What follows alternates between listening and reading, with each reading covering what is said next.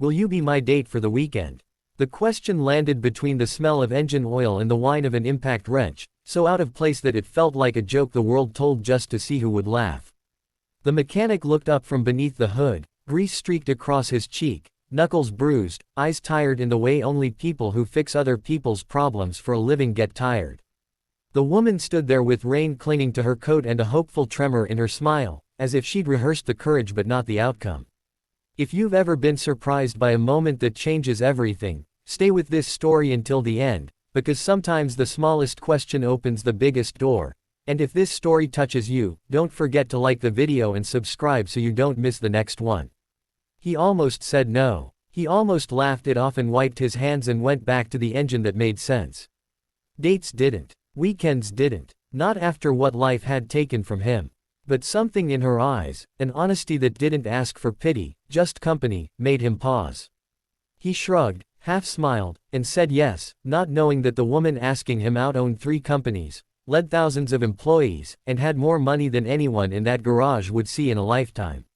She didn't know either, not really, that the man agreeing to spend 2 days with her was carrying a grief so heavy it bent his shoulders forward.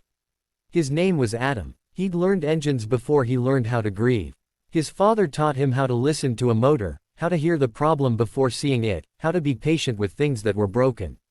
When his father died suddenly, Adam learned a different kind of patience, the kind that waits for pain to dull and realizes it doesn't.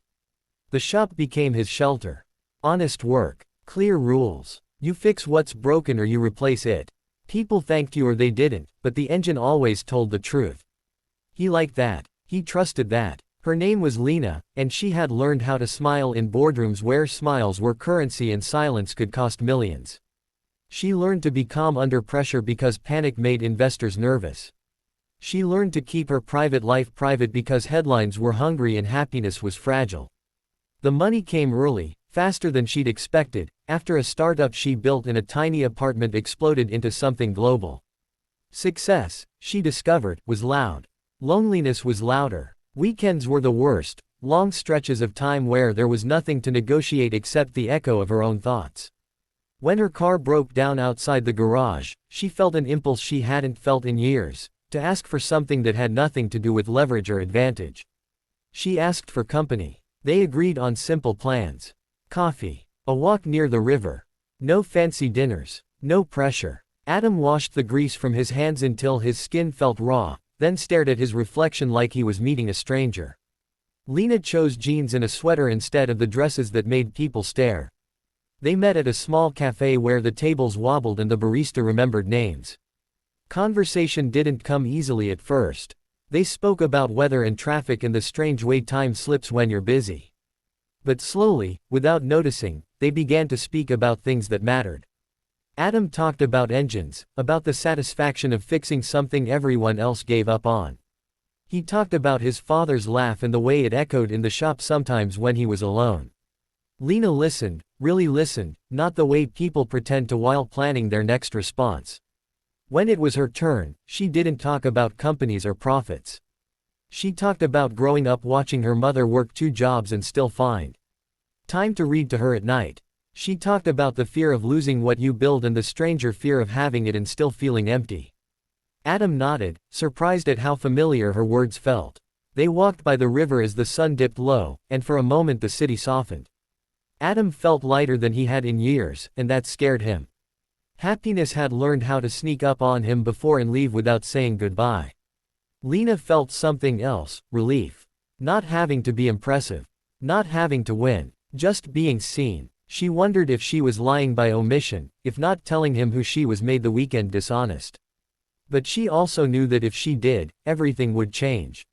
She wanted to know who she was to him without the weight of her success bending the answer. Saturday morning came with rain tapping gently at windows. They met again, shared breakfast, laughed about burnt toast and bad coffee. Adam took her to the garage, apologizing for the mess. She watched him work, the careful way he treated every bolt like it mattered. Customers came and went, greeting him by name, trusting him without question. Lena realized she'd never been trusted like that, not without contracts, not without lawyers. It moved her more than she expected. A challenge arrived disguised as a phone call. Lena stepped outside to answer it, her voice shifting, becoming sharp and efficient. Adam noticed. When she returned, she apologized, saying work emergencies never respected weekends. He smiled, but something tightened in his chest.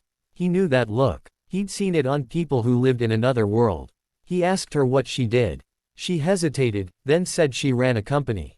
He nodded, pretending it didn't matter, pretending the distance hadn't already begun to grow. That afternoon, they argued, not loudly, but honestly. Adam accused her of hiding. Lena accused him of judging. Words fell heavier than intended. It would have been easier to walk away. It almost happened. But instead, they sat in the quiet and let the truth arrive slowly. Adam spoke about loss, about how hope felt dangerous. Lena spoke about being known only for what she could provide. The argument softened into understanding.